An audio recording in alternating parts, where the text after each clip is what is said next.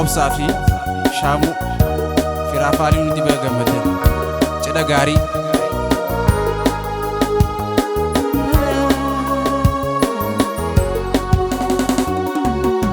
Akkuma na yaade hiriyoo naaf taate jiruu too keessatti obsiishaan gammadee. Jiruusi keessatti shaamushaa gammadee.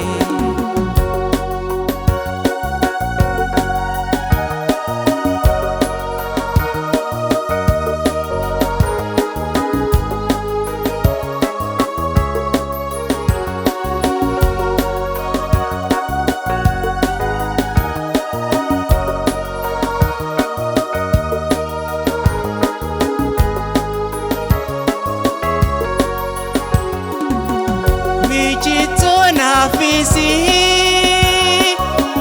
Rabbi wali file waltajajilana tatenye walfule obsafishi amu Rabbi wali file waltajajilana tata والفولي أنجيتو سيغرتي تناغرتي وكي سوّلا جالتي داويتي إجيتو سيغرتي تناغرتي وكي سوّلا جالتي داويتي أياتي جنتو نفتاتي Jirutoo keessatti arrumaa gammadee. Jirutoo keessatti arrumaa gammadee.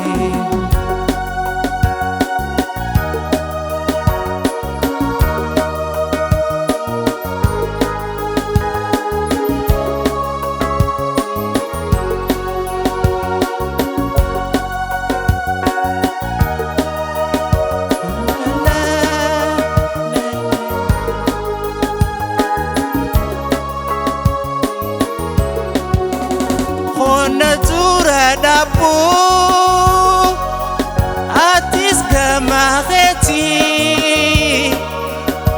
sijina nindaba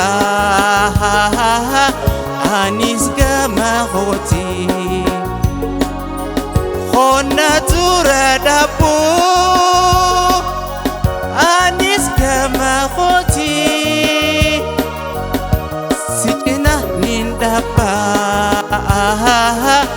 anis gamahoti ejito si agarte tetis na agarte okay sawalla jalalti dawiti ejito si agarte tetis na agarte okay sawalla jalalti dawiti Jamiga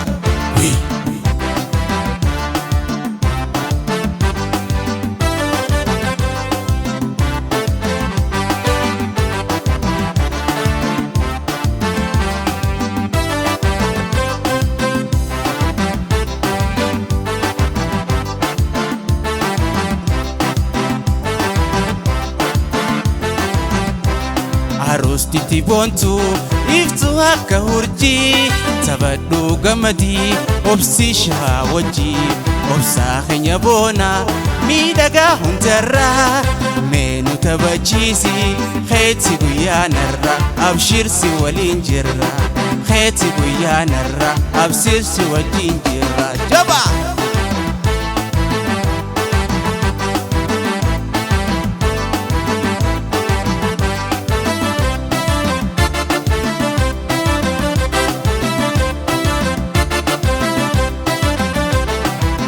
Hawaniif manguddoo azebani ijoollee tokkollee ni nafne dardaraa shamarran kan dhiyoo falaala fiiraa fi yaalii taphannee gammachuu gammachuu mateessan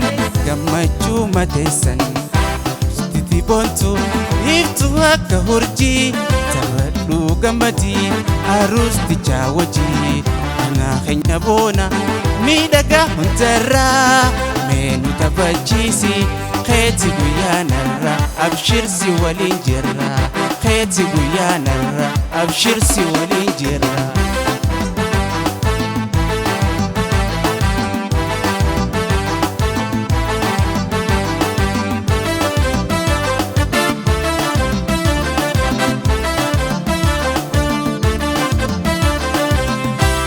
Kan dubartii hellee kan dhiiraa dhiichisaa uffata sadeessaa ililchaa kumarsaa shaggooyyee taphachaa addaadhaas guddisaa gooftaadhaaf giiftii dasgoodhaa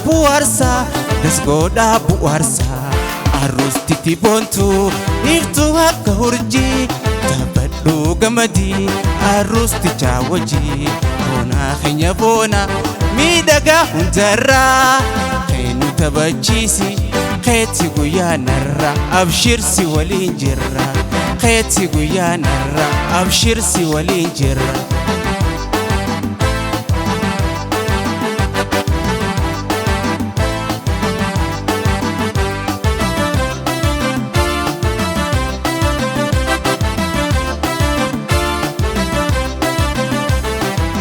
Firaafalii hundi ollaanis taphannee utaalee shubbisuun adawwii cabsinee hindoomina keessan baay'eerraa gammannee turaa wajji waaraa jennee siin eebbifne